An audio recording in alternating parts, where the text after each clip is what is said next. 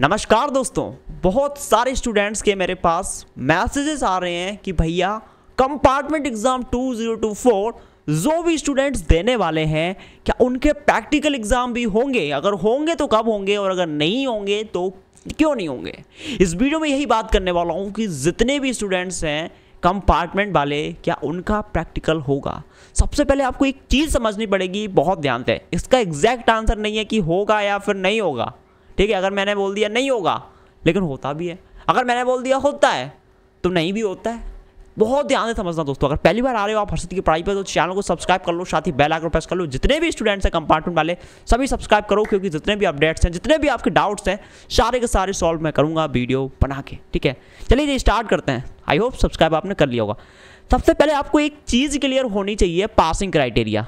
तब आपको पता चलेगा कि प्रैक्टिकल होता है या फिर नहीं। और passing criteria class 10th and 12th दोनों का अलग होता है। देखो 10th में क्या होता है, जो थ्योरी एग्जाम होता है प्लस इंटरनल असेसमेंट होता है, जिसको मैं प्रैक्टिकल लिख रहा हूँ। अब जो थ्योरी एग्जाम होता है ये इनका होता है टोटल 80 मार्क्स का।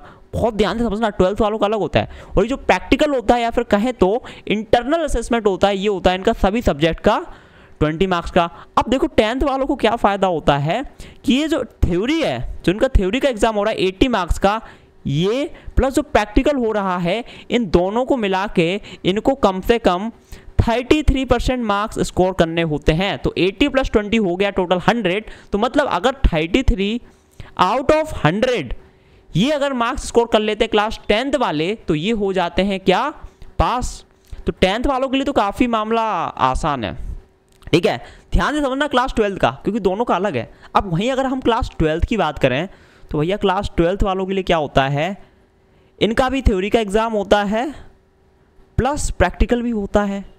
अब जो थ्योरी का एग्ज़ाम होता है कुछ होता है भैया 70 मार्क्स का और कुछ होता है 80 मार्क्स का, ठीक है। जैसे आपका फिजिकल एजुकेशन का 70 का होता है, वहीं अगर इंग्लिश की बात करें तो 80 का होता है।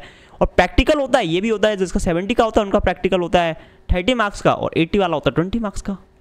समझ गए। अब देखो यहाँ पर क्या है, क्लास 12th वालों को क्या होता है, कहीं ना कहीं अगर आपकी कंपार्टमेंट आई है, बहुत ध्यान से सुनना, कहीं ना कहीं अगर आपकी कंपार्टमेंट आई है ना, और हम बोल रहे हैं कि सब एक सब्जेक्ट के चक्कर में आई है, तो नहीं, सब्जेक्ट में कंपार्टमेंट नहीं आई है, ठीक है। आपके ओवरऑल रिजल्ट में कंपार्टमेंट होती है, आगे बताऊंगा, बहुत ध्यान से समझना। पहले पासिंग क्राइटेरिया अच्छे से समझ लो, उसके बाद आगे डिस्कस करते हैं। अब क्या होता है, सीबीएसई वाले बोलते हैं कि क्लास 12th वालों को थ्योरी में अलग 33% मार्क्स लाने हैं और प्रैक्टिकल में भैया अलग 33% मार्क्स लाना है। अगर तुम थ्योरी में, अगर 12th सीबीएसई में अगर थ्योरी में आपके 33% मार्क्स नहीं आए मिनिमम, पास नहीं हो पाए आप उसमें, ठीक है। अगर प्रैक्टिकल में आपके 33% मार्क्स नहीं आए तब भी आप पास नहीं हुए। तो अगर आपको क्लास 12th पास करना है, थ्योरी में भी पास होना है प्लस प्रैक्टिकल में भी पास होना है, ठीक है। तो एक में सिंपल वर्ड में अगर आपको आंसर दूं, आगे बताऊंगा क्लास 12 का पूरा ध्यान से देखना, लेकिन अगर सिंपल शब्दों में बताऊं तो क्लास 12 जहां क्लास 10th वालों की बात आती है, तो क्लास 10th वालों में अगर किसी की कंपार्टमेंट आई है, भाई साहब आपको प्रैक्टिकल ऑलमोस्ट नहीं देना है, क्योंकि थ्योरी प्लस प्रैक्टिकल दोनों को मिला के 33% मार्क्स आने होते हैं। तो आपका तो प्रैक्टिकल ना के बराबर होता है, अगर होता भी तो इंटरनल असेसमेंट होता है, स्कूल वाले भेज देते हैं। तो 10th वालों तो छोड़ ही दो कि प्रैक्टिकल होगा या फिर नहीं, कंपार्टमेंट वालों का होगा या नहीं होगा, क्लास 10th वालों का नहीं होगा। लेकिन 12th वालों को समझना पड़ेगा। अब जैसे कि थ्योरी एग्जाम है, ठीक है, तो जो 70 मार्क्स का है, अगर उसका 33% निकालोगे तो आएगा 23 मार्क्स चाहिए होते हैं आउट ऑफ 70, और प्रैक्टिकल में चाहिए 80 का जो होता है उसमें कम से कम 26 मार्क्स चाहिए होते हैं, ठीक है। तो अगर आपकी कंपार्टमेंट आई है तो कहीं ना कहीं एक दो सब्जेक्ट में आप 70 में से या तो 23 मार्क्स स्कोर नहीं कर पाए मिनिमम, या फिर 26 मार्क्स स्कोर नहीं कर पाए। वहीं अगर प्रैक्टिकल की बात करी जाए तो प्रैक्टिकल में भी आप 33% निकालो, 20 मार्क्स में कितना होता है एंड 30 का कितना होता है, दोनों में अलग पास होना बहुत इंपॉर्टेंट है। सिंपल सी बात है, क्लास 12th वालों को थ्योरी में भी बेचारों को पास होना पड़ता है प्लस प्रैक्टिकल में भी होता है। अगर आप थ्योरी में पास हो गए लेकिन अगर आप प्रैक्टिकल में फेल हो तब भी आप क्लास 12th में पास नहीं हो, ठीक है। और अगर आप थ्योरी में फेल हो रहे हो लेकिन प्रैक्टिकल में पास हो तब भी ओवरऑल आप पास नहीं हो। और ये जो वर्ड है ना कंपार्टमेंट, ये क्या सब्जेक्ट में लगता है कंपार्टमेंट ओवरऑल रिजल्ट में लिखा होता है, ये चीज़ आपको भी पता होगा। लास्ट में जो ओवरऑल रिजल्ट लिखा होता है उस पे कंपार्टमेंट लिखा होता है, लेकिन सब्जेक्ट के आगे क्या लिखा होता है, जैसे कि आपके टोटल 5 सब्जेक्ट हैं तो सब्जेक्ट के आगे क्या लिखा होता है, अगर 1 2 3 4 5, अगर एक सब्जेक्ट में आप पास नहीं हो पाए तो उस सब्जेक्ट के आगे RT लिखा होता है। वो भी इंपॉर्टेंट है कि ये जो RT लिखा है, RT का मतलब आपको पता ही होगा, RT का मतलब होता है रिपीट थ्योरी एग्जाम, ठीक है, मतलब थ्योरी एग्जाम रिपीट करना है।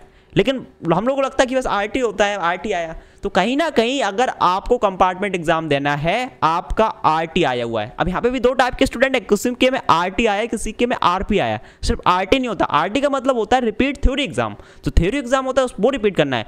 लेकिन कुछ स्टूडेंट के रिजल्ट में RP लिखा होता है, क्या लिखा होता है, RP, और RP का मतलब होता है रिपीट प्रैक्टिकल एग्जाम, और ये 12th वालों के लिए में ही देखा जाता है मोस्टली।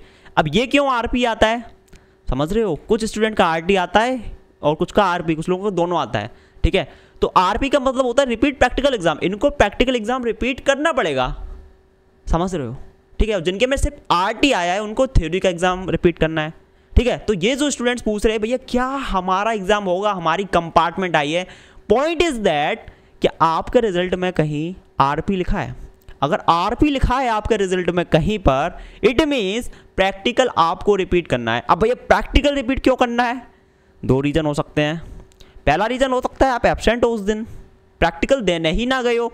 दूसरा हो सकता है आप पास ना हो पाए हो प्रैक्टिकल एग्जाम में, इसलिए RP लिखा है, ठीक है। तो अगर इस बेसिस पे मैं बोल दूं, अगर किसी के रिजल्ट में लिखा है भैया क्या लिखा है, कंपार्टमेंट या COMP लिखा है शॉर्ट में, ठीक है। अब यहाँ पर प्रैक्टिकल होगा कि नहीं, भाई नहीं बता सकते हैं जब तक आपको ये क्लियर नहीं है कि आपके रिजल्ट में RT है या फिर RP है या फिर दोनों है, ठीक है। तो कुछ स्टूडेंट को थ्योरी का एग्जाम देना है, कुछ को प्रैक्टिकल का देना है। जिनके में भाई देखो बहुत ध्यान से, जिनके रिजल्ट में कंपार्टमेंट है या नहीं वो अलग चीज़ है, लेकिन जिन स्टूडेंट्स के रिजल्ट में सिर्फ और सिर्फ RT लिखा है, RT लिखा है भैया सिर्फ और सिर्फ 1 या 2 सब्जेक्ट में, तो उन्हें सिर्फ थ्योरी का एग्जाम देना है, प्रैक्टिकल का एग्जाम नहीं देना है। लेकिन कुछ स्टूडेंट्स के में RP लिखा है किसी सब्जेक्ट के आगे, वो प्रैक्टिकल का ही होता है, तो यहां पर प्रैक्टिकल एग्जाम देना है।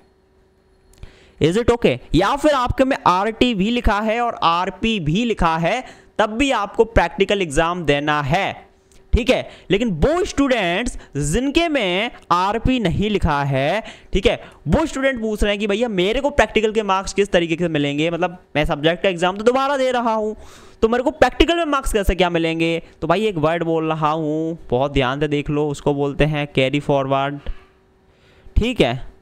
स्पेलिंग मिस्टेक होगी फॉरवर्ड की तो वो देख लेना, मार्क्स आपके कैरी फॉरवर्ड हो जाते हैं, ठीक है। ये आपने मेन एग्जाम देखो प्रैक्टिकल के जो मार्क्स है वो कैरी फॉरवर्ड हो जाएंगे, ठीक है, जो पुराने वही रहते हैं। इनफैक्ट जिन स्टूडेंट्स का, एक चीज़ और बता देता हूँ, जिन स्टूडेंट का एसेंशियल रिपीट आता है, मतलब उनको पूरी साल रिपीट करनी पड़ती है, सभी सब्जेक्ट के एग्जाम देने पड़ते हैं, वो भी स्टूडेंट्स बहुत ध्यान समझना क्लास 12th का। अगर वो स्टूडेंट, देखो 2 चीज़ें हैं क्लास 12th में, theory and practical, and both are different, दोनों को अलग तरह से ट्रीट किया जाता है, ठीक है। थ्योरी में आपके थ्योरी में आप पास हो गए तो आप ये नहीं बोल सकते कि मैं क्लास 12 में पास हो गए, नहीं जी, प्रैक्टिकल में भी पास होना पड़ता है। वो स्टूडेंट्स जो फेल हो जाते हैं, पूरी साल रिपीट करनी पड़ती है, ठीक है, तो 2 अलग चीज़ें, थ्योरी एंड प्रैक्टिकल। तो जिनको एसेंशियल रिपीट आती है उनके भी प्रैक्टिकल के मार्क्स फॉरवर्ड हो जाते हैं, ठीक है। अगर वो प्रैक्टिकल में पास हैं तो उन्हें भी सिर्फ थ्योरी का एग्जाम देना पड़ता है जो फेल होते हैं, समझ रहे हो। तो पॉइंट इज दैट अगर आपके रिजल्ट में कहीं पे RP लिखा है, क्या लिखा है, RP, ठीक है, किसी सब्जेक्ट के आगे, इट मीन्स उस सब्जेक्ट का आपको प्रैक्टिकल दोबारा देना है।